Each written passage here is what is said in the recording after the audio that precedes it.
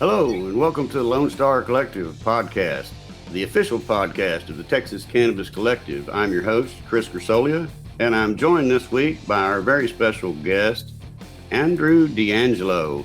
Welcome, Andrew. Hi, Gramps. Great to be with you today. Great to have you. Great to see you again, as always. We saw each other a few weeks back at the beginning of Austin's big event, South by Southwest, at a big kickoff party for the Last Prisoner Project, which is part of what you're associated with. Please, for our audience that may or may not know who you are, I find that hard to believe in the cannabis world, but introduce yourself. Tell our audience a little bit about yourself, your background, how you got started in the industry, and then we'll go in from there to the whole South by Southwest experience. Sure, my pleasure. Well, many of your listeners may be more familiar with my older brother, Steve. So we've been doing cannabis together since we were teenagers, since I was a teenager. Steve's 10 years older than me, so he was already in his 20s. But I learned about cannabis because I was injured and also depressed in high school, and my brother saw that I needed some assistance, and that's how I fell in love with the plant, and It was pretty transformative for me. I say that cannabis saved my life in high school in many ways, and then throughout my life, I've just in those days this was in the 1980s. So we didn't have this idea of medical cannabis yet. We hadn't put those concepts together yet. We knew it made us feel better, and we knew that it was good. It was a good plant, not a bad plant. But we had really focused on the individual freedom and liberty aspect of the argument, and we were sort of walking right past the medical part of the plant. And in the 1980s, a few years later, folks in the Bay Area, where I am today, started to use cannabis in the gay and lesbian community during the HIV crisis, and they were starting to see that it was extending life and making people die with a more higher quality of connection and not in the hospital and at home and at more at peace, and It wasn't a cure and is not a cure. So then once we learned it was medicine, then we learned, through Jack Here's book, we learned about the fiber and the industrial applications of hemp, which has evolved into all kinds of things like CBD and all the hemp-derived cannabinoids, which we'll talk about, I'm sure, in a minute in Texas. And so, I've been an entrepreneur. The way you got close to the plant when I was coming up was you sold it, you traded in it, or you grew it, but we weren't growers. And we were in Washington, D.C. It's not a great, we weren't in California in those days. So we were traders, and then we didn't like breaking the law, so we became activists and wanted to try to legalize, and in fact did legalize cannabis in a couple places. California, Washington, D.C.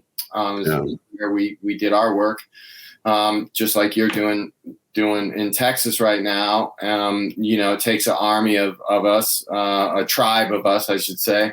And then I owned and operated a big vertically integrated cannabis company, mainly dispensaries for most of the time I was there, called Harborside Health Center, then Harborside, once adult use came to California. And Harborside's still around. I'm not with that organization anymore.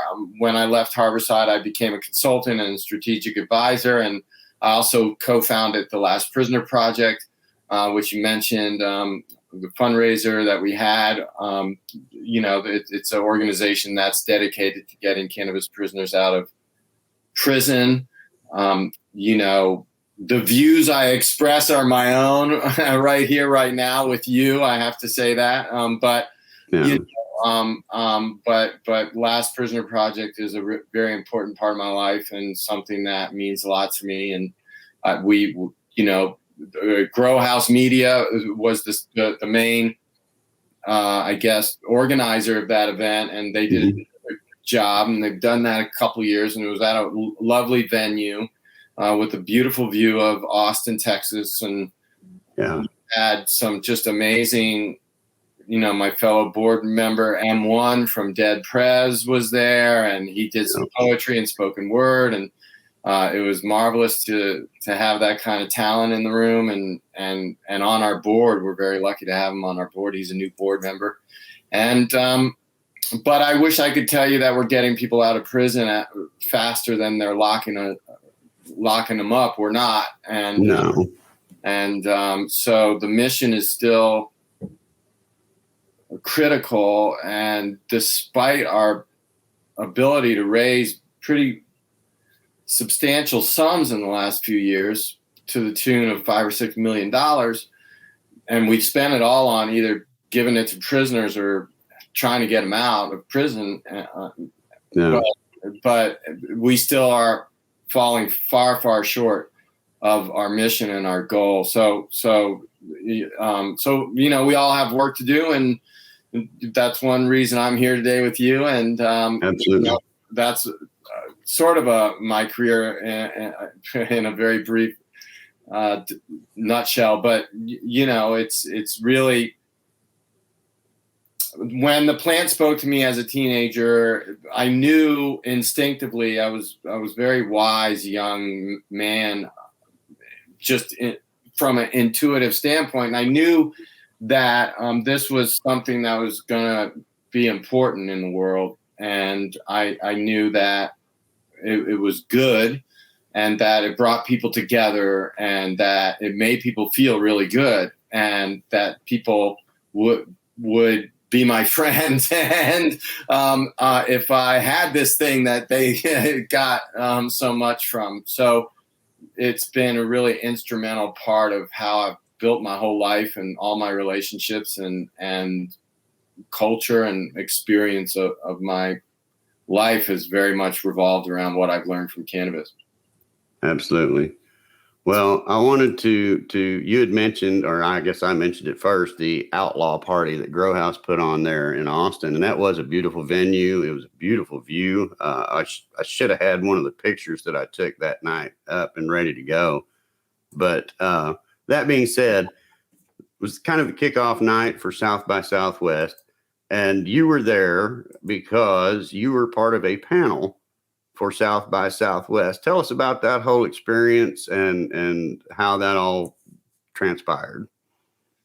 Yes, well, the way the cannabis, there's a cannabis track now at South by Southwest, and they call it cannabis and psychedelics now, are sort of grouped into the same track.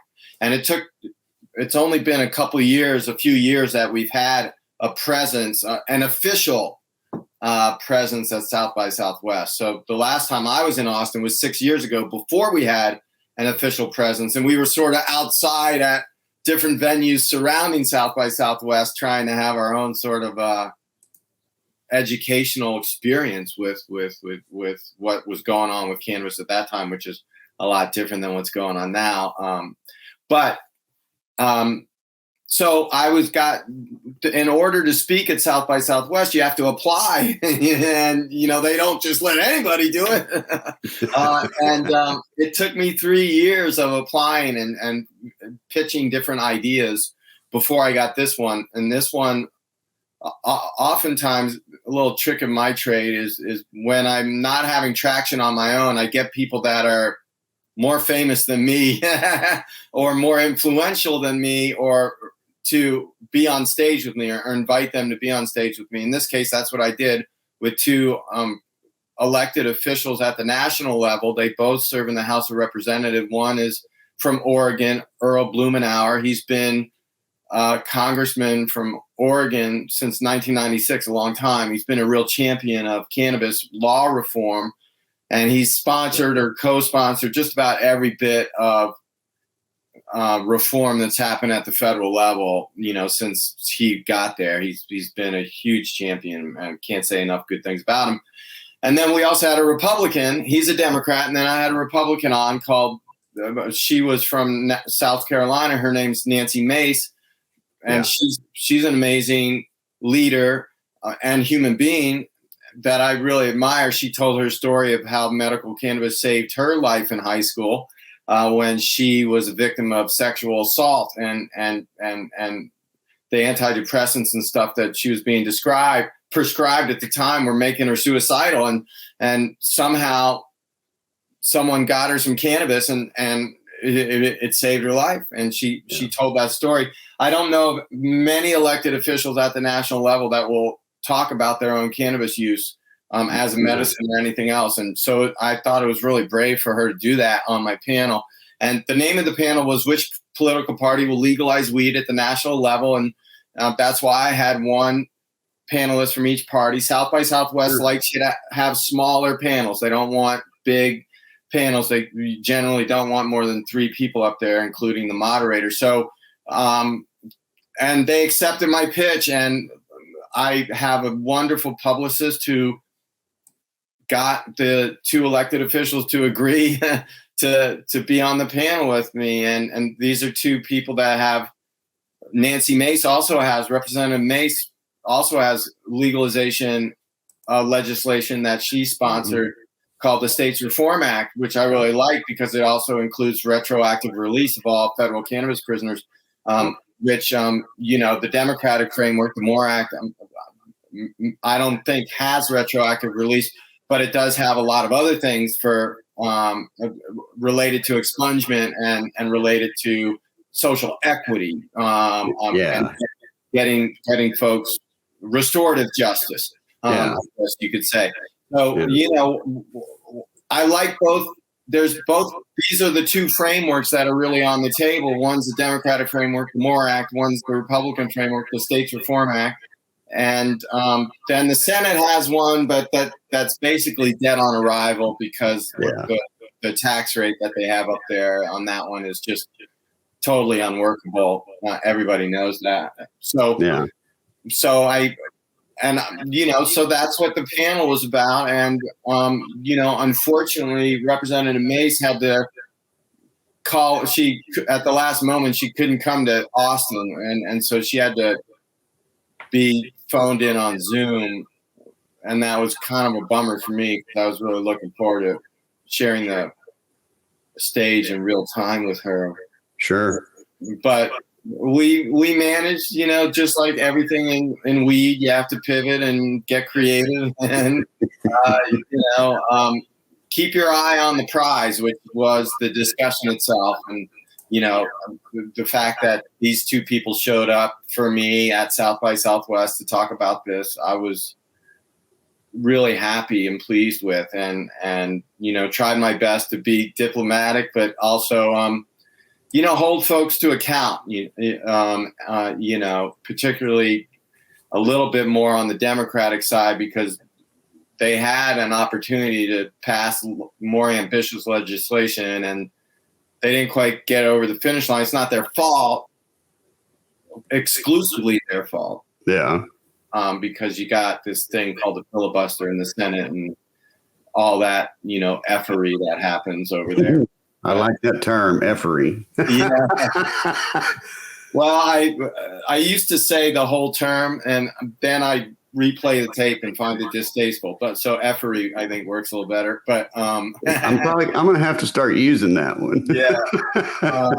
But so it's not exclusively their fault, but at the same time,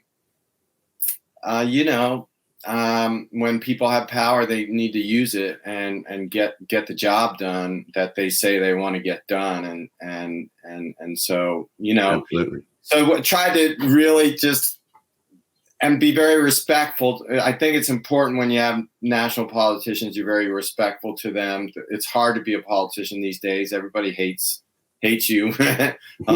And, they have an important job that has a big impact on our lives. I mean, 50 years since the Controlled Substances Act and all the suffering, it has a big impact. The laws these folks pass, and we have to change that law, which means we have to pass a different law, and it's a constant process. And it's very hard to do. I mean, I don't have to tell people in Texas how hard it is to change the cannabis laws.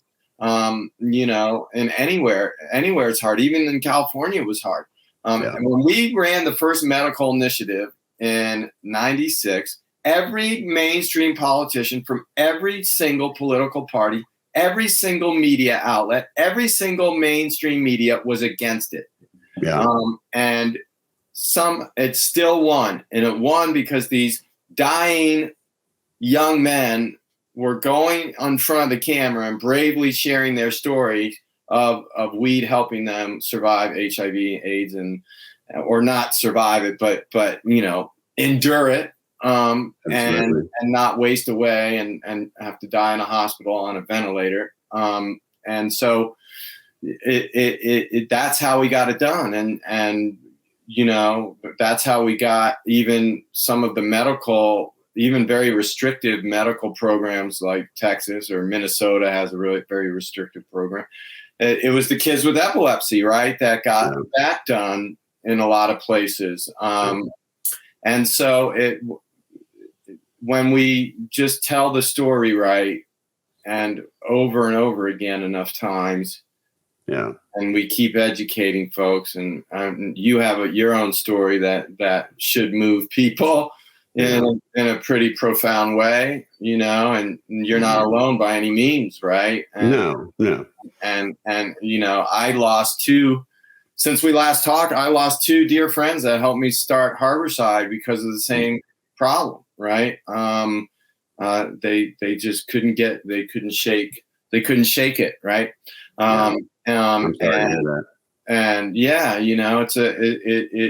It's so tragic. I mean, well, on that note, we're going to have to take a short sponsor break. Okay. And then I want to go back and lighten the mood a little bit. Yeah, let's do that, man. When we come back, let's visit the hemp-derived cannabinoid market in Texas that you discovered where you were here for South by Southwest. Yes. So when we come back from the sponsor break here in just a minute, we're going to talk about just that, the hemp-derived market and how that's developed here in Texas when we come back.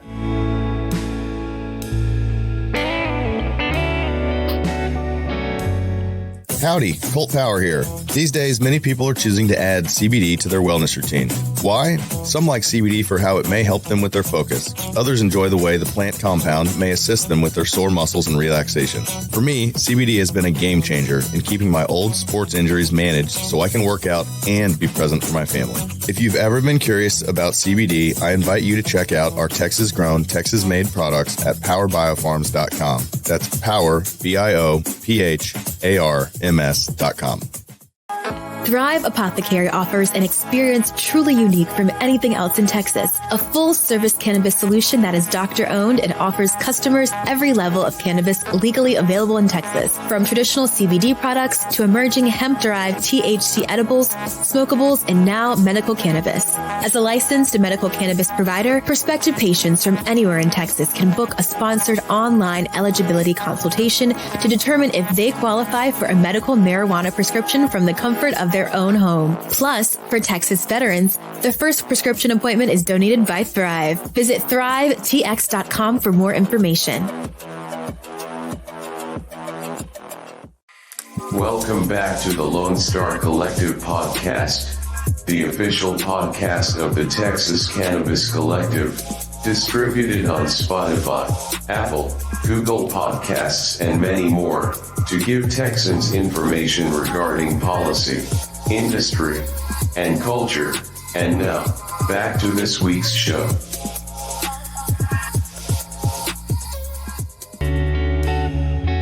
Welcome back to the Lone Star Collective, the official podcast of the Texas Cannabis Collective. I'm your host, Chris Grisolia, and I'm joined, as we said earlier, by Andrew DeAngelo this week. Welcome back, Andrew. Thanks, Gramps. I really enjoyed your sponsors' pieces there. Good. That's pretty nice, isn't it? Yeah. Jesse does all that production work for us and puts all that stuff together.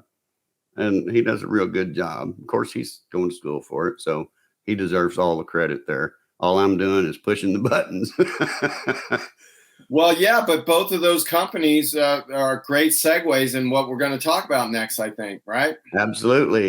You had mentioned earlier your experience with the Texas hemp-derived market while you were here for South by Southwest. So please, without further ado, elaborate for our listeners that may not know what we have available here in Texas. Well, it's really ingenious what's happened with in my opinion, with the hemp-derived cannabinoids. It's an example of the cannabis tribe being very innovative and finding ways to get people this plant, even when the laws are very restrictive. So hemp, there was a farm bill that was passed in 2016 or 2018? 2018. Yeah, 2018. And that farm bill legalized hemp, basically, industrial hemp, as long as it's less than a certain percentage, very low percentage of THC. 0.3% THC. Yeah. 0.3. So that's 0.3%. So yeah. A very, very low amount. The interesting thing about that a lot of people don't understand is the way the language is written it's by dry weight. Yeah. It's not THC percentage per se. Yeah. It's total value by dry weight, basically. That's right. And it does not make any stipulations between THC and THC-a. I mean, it only talks about THC, not THC-a. So what we're seeing, and also people that have been working with CBD for a long time. When I went to Texas six years ago, it was just CBD. That's all there was. There wasn't any of the hemp-derived cannabinoids like delta-8 THC, delta-9 THC, THC-a flower. And all of these are psychoactive in certain circumstances. Like if you get THC-a flower and you decarboxylate it, it becomes more psychoactive, potentially. Yeah.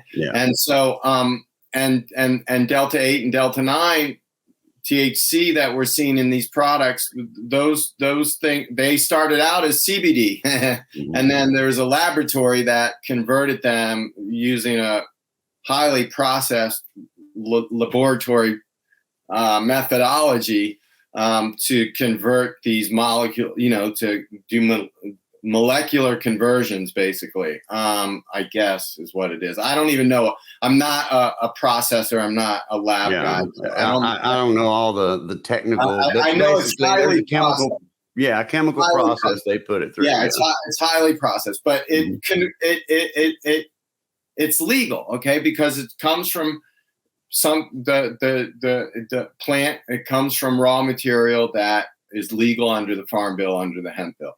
Mm-hmm. And so these products are pretty widely available in Texas. I went to several outlets that were carrying various different edibles and even vape cartridges, and also the THC-a flower, which I like the most because it's the least processed. Mm-hmm. And so if you're into natural things that are, as the food I eat is as least processed. I would much rather make a dessert than eat a Twinkie. So they're both desserts. One is highly processed, right? Twinkie. One's made at home with wholesome ingredients, homemade. Mm-hmm. So the THC-a flower is kind of like the homemade thing you make in your own kitchen rather than the Twinkie, right? So, and in Texas, it's the only thing that's available. Yeah, it's widely available. Anybody, any adult, you have to be an adult, but anyone over the age of 21 can get this. And I don't know, you might. is it 21 or 18? I'm not even sure. No, it's 20. It's 21. I mean, the unique thing about it is there's not really any regulation to these products yet because of the kind of loophole that they've figured out, right? But the unique thing about it that everybody that's participating in this market has their packaging says 21 and over on their packaging. They're all child resistant packaging. The retailers who are marketing these products are maintaining 21 and over when they're selling them to their customers. I have not heard of one incident yet. Of course, Texas is a big state. I'm sure I haven't heard of everything, right? But I have not heard of one incident to this date of anyone being caught selling any of these products to a minor. Yeah, I mean, this is what I've learned. When our community is in charge of things, we self-police ourselves really well. We don't want things going in the hands of pets. We don't want things getting into the bodies of children that aren't sick, that don't need it or want it, or, you know. We don't want cannabis to be misused. We want it to be available and used in a good way by people. And so a lot of people that are working with hemp-derived cannabinoids right now are legacy people that got forced out of the licensed market because the barriers to entry are too high. So a lot of these growers or traders that were in the legacy market are now, and then got into the legal licensed market, and then basically all went bankrupt, and then had to do something. And so a lot of them went into these hemp-derived cannabinoids, and these are really ethical people who care about the plant. And so, yeah, they're going to package it right. And yeah, they're going to make sure there's no nasties in there. I hope it stays that way. Right now, the market is really much within the patient community in Texas. What I saw, you can educate me even further, Gramps, but what I saw is there's patients going in and getting these products that for whatever reason can't afford or get the so-called legal medical products in Texas, or they're people who want access to cannabis, and they're adults who want this in their lives, and even if it's just CBD, all these shops also sell the CBD, not just the THC-8 or the A or the 9 or the O or the there's the labs are cranking out these cannabinoids faster than anybody can keep up with it. So I just encourage everyone to ask good questions about the source of the products. And you had 2 sponsors that look like they're doing this, that just had, and you're a worthwhile, trusted source. So I imagine your sponsors are too, right? So, I went to a great dispensary called Mary J. In Mary Austin. J's is great. Yeah. I loved it. They had a cool little after party one night.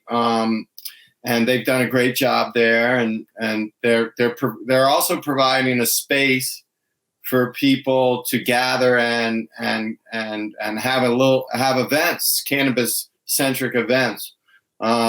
So they're creating that space now with some of the increased revenue they've gotten from the hemp-derived cannabinoids. So you see, our community, when we get a little bit more money, we don't bank it. We do something more for the community with it. That's why I love being in this community, because it's not, we all have to pay the bills, and there's a certain amount of, drive to do that amongst all of us that, we have to have, but we also embody something bigger than that, more meaningful and impactful than that. And it costs us a little more money to put it in child-resistant packaging. Even if no regulation says it, guess what we're going to do? We're going to do that. And that's our community. And that's why the public, and I would think, lawmakers should trust us a little bit more, maybe than they do. I've run into this problem a lot where they look at me like I'm some kind of freak from outer space, and it's just I'm not. I'm just it's it's just weed, folks. And we're right and you're wrong, and let's get it together here because there's a lot of suffering going on that's needless, and there's a lot of lives, a lot of needless suffering. Yeah, man. I mean, and people were not reaching, all kinds of people were not reaching yet who need this medicine, who could help them. Yeah, that's one of the big things that we're pushing for to try to get is chronic pain as an added condition. And the way they worded it is basically any condition that causes pain that would normally be prescribed an opioid. Yeah. And that's the way they're writing it into the law, into the bill. And it's passed out of committee. We're just waiting on calendars for it to go to the House floor for a vote. We expect it to sail through the House. There is a companion bill, an identical companion bill on the Senate side. Hasn't been referred to committee yet, but we don't know that it will be. They may just wait until the House bill comes over, and then put the two together and do it at once. Are they in session? Are they in session this year? Or? Yes, we're currently in session right now. Yeah. So, okay. All right. So the race is on. The race is on, and we're past the halfway point at this point. We're getting real close to the home stretch. So May 31st. May 31st is the end. What are the main goals this session? The main goals for the coalition has been expanding the medical program with adding the chronic pain. The idea going in was to increase the THC cap from 1% to 5%. Right. They've since done a committee substitute, which basically replaces that portion of it with what they call volumetric dosing at 10 milligrams. So in other words, the way that's being explained to me is basically it replaces the cap to where a doctor can prescribe it the way they would prescribe any other medication. They determine how much and how often and at what concentration. So that would be exponential if that actually goes through. And then, of course, it creates an advisory board so that as the research unfolds, they can add conditions without having to wait every 2 years. Because as you know, in Texas, we only get every 2 years we get our legislature meets, not every year. So if we don't get anything this year, we don't get anything for 2 more years, right? Yeah. It's really sad the way things are in the Are you trying to get statewide decrim this year? Or? That's the other thing. We have, it's not really, I wouldn't call it decrim because it's not decrim. Okay. But it is substantial penalty reduction. Okay. There is a bill that is also voted out of its committee and waiting on a floor vote. Senator Moody's bill, House Bill 218. The medical bill, by the way, for those that don't know and don't want to support it, is House Bill 1805. But House Bill 218, basically what it does is takes 1 ounce of flour or less, and I believe it's 15 grams of concentrate or less. Because as you know, right now, even a trace amount of concentrate in Texas, which a lot of people don't understand, a gummy is considered a concentrate. So even a trace amount in Texas is a felony, right? Yeah. So this would make up to 15 grams of concentrate as well, the way I understand it, and up to 1 ounce of flour. Basically a non-arrestable offense. No jail time, no arrest. You get a citation, maximum fine of $500. And then if you don't get in trouble again, the way I understand it, there's a clause in there that if you don't get in trouble again in a 90-day, 120-day, whatever, I guess the judge can stipulate, probationary period, you can pay a $30 fee and get the entire record expunged. So it's not decriminalization. It's close. Yeah. But it's close, and it provides an avenue to keep your slate clean. Because, let's face it, majority of people get caught once. Majority of the people get caught with small, minor possession. It's a one-time thing because they were stupid and weren't thinking most of the time, just out acting a fool, young. Most of them are between the age of 18 and 25. So, I think this would be a really, really good bill. And it has a lot of momentum as well. So those are the two bills. That being outlined, we're going to have to take our second sponsor break, or I'm going to get shot when this show goes into production. But anyway, we're going to take our next sponsor break right quick. And when we come back, I will want you to get into a little bit about your current consulting services and what you offer. And then I want you had a real good message at that outlaw party for South by Southwest on cannabis reform and your message of love. And I want you to kind of close out the show with that as we come back after this sponsor break. Yeah. So without further ado, we'll go into this next sponsor break right quick. And then when we come back, like I said, we're going to let Andrew talk about his consulting services and his message for everyone in terms of cannabis reform. Howdy, Colt Power here. These days, many people are choosing to add CBD to their wellness routine. Why? Some like CBD for how it may help them with their focus. Others enjoy the way the plant compound may assist them with their sore muscles and relaxation. For me, CBD has been a game changer in keeping my old sports injuries managed so I can work out and be present for my family. If you've ever been curious about CBD, I invite you to check out our Texas-grown, Texas-made products at powerbiofarms.com. That's power, BIOPHARMS.com. Thrive Apothecary offers an experience truly unique from anything else in Texas. A full-service cannabis solution that is doctor-owned and offers customers every level of cannabis legally available in Texas. From traditional CBD products to emerging hemp-derived THC edibles, smokables, and now medical cannabis. As a licensed medical cannabis provider, prospective patients from anywhere in Texas can book a sponsored online eligibility consultation to determine if they qualify for a medical marijuana prescription from the comfort of their own home. Plus, for Texas veterans, their first prescription appointment is donated by Thrive. Visit thrivetx.com for more information. Welcome back to the Lone Star Collective podcast, the official podcast of the Texas Cannabis Collective, distributed on Spotify, Apple, Google Podcasts, and many more, to give Texans information regarding policy, industry, and culture. And now, back to this week's show.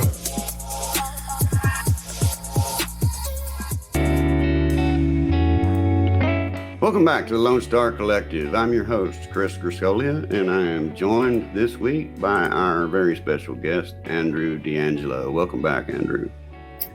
Thank you. As I said before we went to the break, I want you to kind of take a minute and talk about your consulting service that you offer now and what all you do there and how people can find you and all that good stuff. Well, I would love to educate everybody about what I do. Thank you for the opportunity. When I left Harborside, I wanted to help other entrepreneurs do what we did with Harborside, essentially build a vibrant cannabis organization from the ground up. And I really enjoy working with entrepreneurs to do that. I also work with, sometimes we build a nonprofit, sometimes we build a trade association. I've built all three of those things. And it's all about bringing people together under a mission, under a vision, and working it out on paper first, usually with numbers if we're starting a business. But if we're starting a nonprofit or a trade association, mission and values, right, is what binds everything together. And a business, I like to work on businesses that are impactful as well as profitable. So those are the clients I like to work with the most. Those are trying to serve their communities a little bit, not just make a lot of money. We do need to make money. That's my primary job, is to help you make money or help you save money, or both is usually the case in cannabis right now, is you have to do both of those things really well, because it's a very difficult moment in the cannabis market, in the legal, licensed cannabis market, which is what I help people do. So entrepreneurs may have a vision. You may have a dream. You want to get in. Maybe you're successful in another industry. Maybe you already have a CBD company or a hemp company and you want to make it better, or you want to make it stronger. Your culture needs to tighten up, or your strategy isn't quite right, or there's a new competitor on the scene, or you're brand new and you need to figure out how you're going to compete. Those are all of the kind of things that I provide for my clients. And we can do smaller contracts that are a la carte services. Let's say you just need a pro forma done. I have someone who does really wonderful pro formas with me, and you can just order that. Or you can engage us to build your whole business from the ground up. And in effect, once the business is open and getting revenue, we pass the baton to you and you run your business. So that's kind of what we do in a nutshell. People can learn about it at my website, andrewdeangelo.com. And I also have one of the world's best hemp farmers, Doug Fine, who is a farmer in New Mexico, hemp farmer and author. So we do a lot of industrial hemp projects as well, not just licensed cannabis projects. And so if anybody needs any help with anything, please reach out. Good deal. Now I want you to talk about your message for cannabis advocates about cannabis reform and what our messaging should be. And the message you gave that night at Last Prisoner Project was a really great one. And I just think more people should hear it. Well, it's a hard road. The cannabis road is a hard road to travel. It doesn't matter what you're doing in the movement or the industry. It's hard. It's just all hard. And working with each other sometimes can be hard. Gathering consensus amongst us on what we should do strategically, what we should do politically, what we should do culturally. So what is the best way that I've found to navigate that, or what I try to emulate myself, is an ethic of love.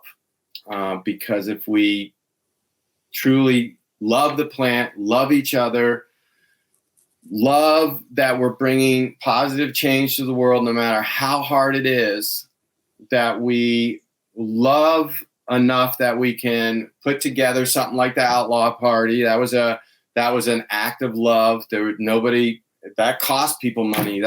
Nobody made money. They lost money, but they were doing it. They lost money so that they could get people that are locked up out of prison, right? That's what communities do. They serve each other. They help each other.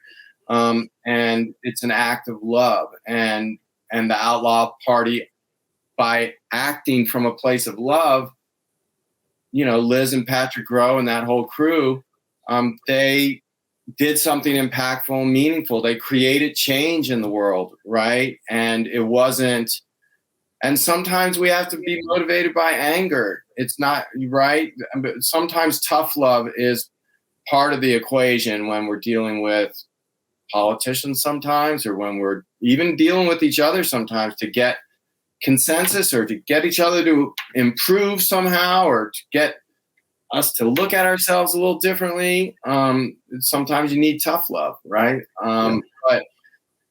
But we can always deliver whatever the kind of love that we have to deliver to each other and to the world. We can do it in a pure, authentic way of caring and equilibrium, and making sure we don't trigger and hurt each other while we're doing that, or trigger or hurt our enemies or adversaries. It doesn't do, in my experience, because I was a very angry young man, and I kept getting further away from my goal.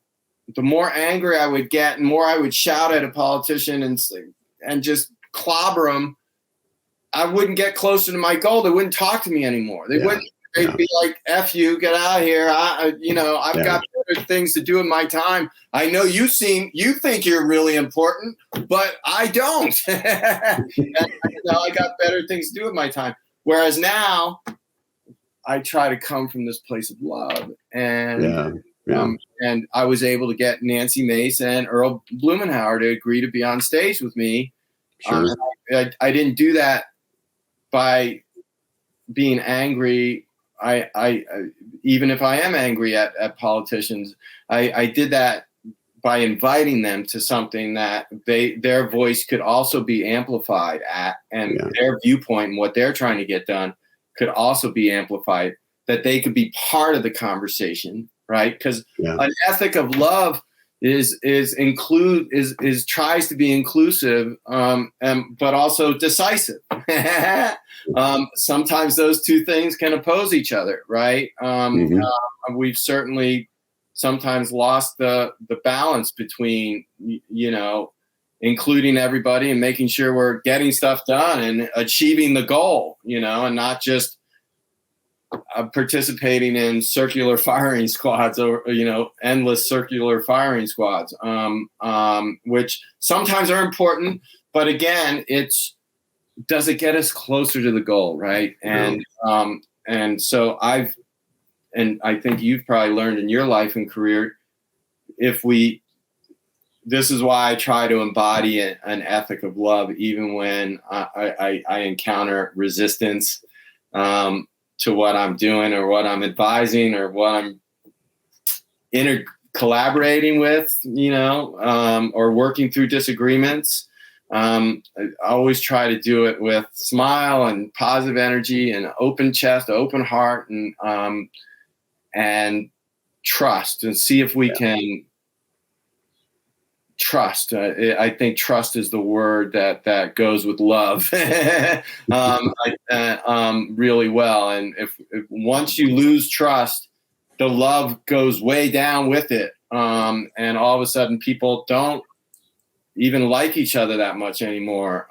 You find that happening sometimes. And so that's what that message at the Outlaw event was all about. And it's a great way to close our talk, because, the love that you have for your son and the love that we have for both the triumphs and tragedies of our lives and each other and our families and friends, this is what binds us together. This is what's the most important thing in the whole world. So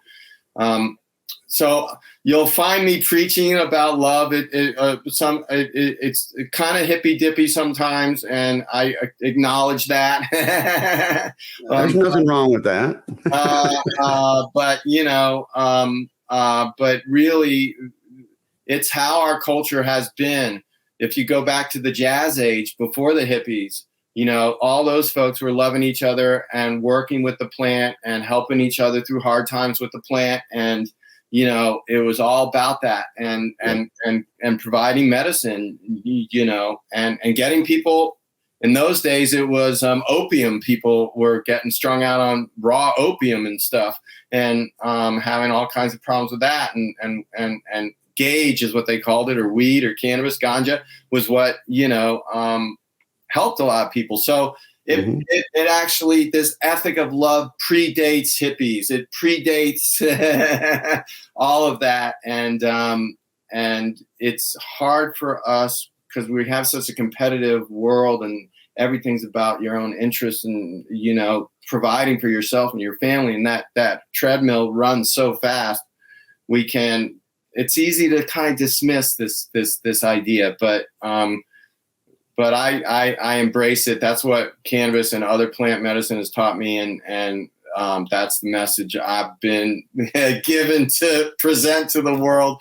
And I think, that's also, as leaders, I think I work with a lot of leaders and entrepreneurs. So how do you do that in business, right? How do you express love without, losing money? And there are ways of a profitable business can spread the love a lot more than an unprofitable one. And so, that's why making money is kind of important, is really important, because it's a tool that enables us to create more love, really, is what money is supposed to do. That's the way I see it. That's not a bad way to see it from what I can see.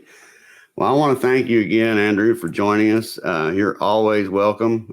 So anytime you feel like you got something you want to talk about to the Texas people, feel free to reach out and schedule another interview. I've always enjoyed the conversation when we talk. I feel like we could probably go on for hours. Yeah, man, Gramps, it's awesome. And, I'll keep an eye out on the session. Let's see what, maybe we'll have something cool to talk about soon. We've got our fingers crossed that we're going to get some medical expansion and some penalty reduction at the very least. So, hey, we'll keep our fingers crossed that's the direction that everything keeps heading, and hopefully we don't hit any roadblocks. I know you have to love incremental change. It's a hard thing to love, but you have to love it, or else, because that's what we're stuck with, I'm afraid. Well, I have to stop with that and add one thing that it drives me crazy. Seems like, we get things done in Texas very easily when the public really get involved, right? Mm-hmm. And so that being said, things like gun lobbies, gun law changes, things like that, there's no problem. They got those things passed, lickety split. You come to cannabis, polls say we got 67% of the population of Texas says legalize it, reap the benefits of a legalized system, right? But yet 67% don't get involved. And a lot of them, it's the fear factor, and I get it. I was scared to death when I first started advocating years ago. I just knew they were going to come knock on my door any day. It's going on 7 years. Nobody's knocked on my door yet, right? And the DPS officers, when you walk in through security at the Capitol, they see your little marijuana leaf pin on your lapel, and they go, "It's the weed guys. Hey, glad y'all are still in the fight." And this is Texas DPS officers. So for those that are scared to get involved, don't be. Get involved. It's as simple as picking up the phone and making a phone call to your representative's office or your senator's office. And don't believe the hype that because you didn't talk to the rep or senator, that it didn't make a difference, because it still gets logged in what your position is, you're for or against. And it takes 5 minutes. A lot of times you don't even have to talk to anybody. You talk to an answering machine. It's so simple. And that's the things that make a difference. Yeah. And, sometimes it just starts with having a conversation with your own family. That's usually the first act of activism that all of us have, is saying, "Mom, Dad, I have something to share with you." Yeah. And then, oftentimes in my experience, mom and dad will then pick up the phone and call their representative, because they're like, I'm not going to let my kids go to prison over this stupid, laws that never made any sense. And were actually quite destructive on purpose. But, and so that a lot of times that's where it happens, is right there, in your own family. That's if you can create change there, then you move outward from that layer of the onion. I've seen that. That's how a lot of folks kind of start to step out of the green closet. When I first, after losing him in 2016, and then I started doing my research and learning about epilepsy. And I know we're supposed to be closing out the show, but we got here, so I'm going to say this. My dad was adamant as we were kids, as all our parents were, that drugs are bad. You know, he was a big Nixon fan. So, you know, he supported the drug war, the whole bit. And when I learned what I learned and I started visiting with mom and dad and opening that door and having that conversation, mind you, I was a 49-year-old adult when this conversation first started. My dad was 79. Wow. That would make a good scene in a movie, wouldn't it? And you know, I just had to say, you know, I'm telling Dad what I'm learning and this, that, and the other. And he popped out and he said, bullshit. I don't buy it. I smoked that shit when I was a young man too. And while I don't believe it really would hurt anybody, I don't believe that it's medicine. And so I went on. And then his next thing was, well, if that's the goddamn case, then why, if my kid had it and needed it, had an issue and needed it, and I thought it would help them, I'd have made sure they fucking had it, you know, and blah, blah, blah, blah. And I'm like, Dad, that's real easy for you to say. But he's an adult when this happened. Number one, I can't force him to do anything. Number two, I didn't know. Yeah. Before it was too late. Yeah. And that's why it's my goal now to make sure that everyone knows. Yeah. I don't want anybody else to be in my position of not knowing, you know. And that's what got me in the fight, as you know. But yeah, he was like, bullshit, I don't buy it. But it didn't take very long. And now I go visit my dad, and Mom, she's still a little cold shoulder to the subject, but you know, moms are supposed to be that way. But Dad, you know, he's so you're running for Senate yet? And I'm like, no. Yeah, it's great. I mean, great story. That's exactly, you just summed up exactly how change happens on the macro or the most intimate level. Yeah. Yeah. Yeah. And I mean, Mom, she's still cold shoulder to it, but they both realize, because I mean, I've printed out research and taken it to them and shown them, look, this is not somebody speculating. This is a group of scientists and doctors who went through the motions.